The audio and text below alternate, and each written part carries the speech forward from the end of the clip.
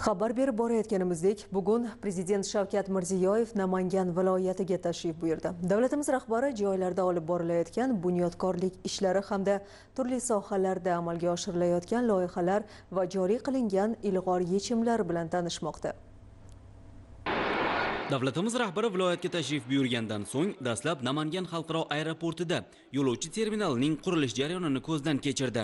Ma'lumotlarga ko'ra, joriy yil yakuniga qadar soatiga 1200 yo'lovchiga mo'ljallangan yangi terminal, 2027-yil yakuniga qadar esa kunlik quvvati 50 tonnalik kargo terminalni ishga tushirish rejalashtirilgan. Aeroportda chegara nazorat va viza bo'limlari, biznes zali, savdo va ovqatlanish shoxobchalari, tibbiyot punkti, duty free zonasi tashkil etiladi. Vodiyda yagona kargo tizimi yaratiladi. Bu kuniga 50 tonna yuk tashish va 90 ta mamlakatga eksport qilish imkonini beradi. Prezidentimiz yangi terminalni bunyod etish jarayonlarida xalqaro tajribadan keng foydalanish, qurilish bunyodkorlik ishlarini puxta amalga oshirish, yo'lovchilar uchun har tomonlama qulay xizmatlar sonini va sifatini oshirishga alohida e'tibor qaratish kerakligini ta'kidladi.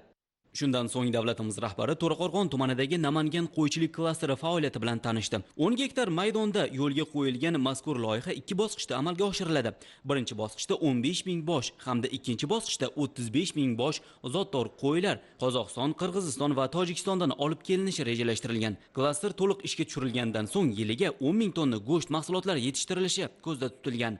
Davlatimiz rahbari aholini arzon va sifatli go'sht bilan ta'minlash, milliy brendlarni yaratish, naslli chorvani ko'paytirish, yangi avlod kadrlarini tayyorlashga urg'u berish kerakligini qayd etdi.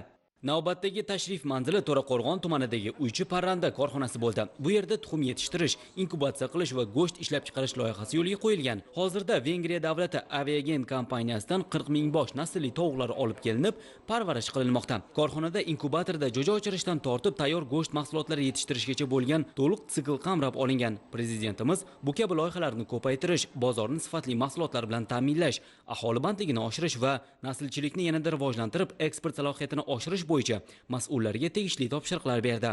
Davlatimiz rahbari shu yerning o'zida hududning usta dehqonlari, fermer va tadbirkorlar bilan muloqot qildi. Shuningdek, prezidentimiz Namangan viloyatidagi bo'sh turgan yerlardan unumli foydalanish va Pop tumanida tashkil etilgan 100 gektarlik super intensiv bog' loyihasining taqdimoti bilan ham tanishdi. Shundan so'ng mamlakatimiz yetakchisi Davlatobod tumanidagi yangi Namangan shaharchasi hududidagi IT parkning qurilishi boshlanishiga bag'ishlangan marosimda ishtirok etdi. Prezidentimiz so'zga chiqib, raqamlashtirish, axborot texnologiyalarini rivojlantirish bo'yicha amalga oshirilayotgan keng ko'lamli islohotlar, natijalar va istiqboldagi rejalar haqida fikrlarini bayon qildi. Davlatimiz rahbari yangi IT parkning poydevoriga ramziy kapsula qo'yib, qurilishga start berdi. Tashrif davom etmoqda. Tafsilotlar bilan keyingi dasturlarimizda ham tanishtirib boramiz.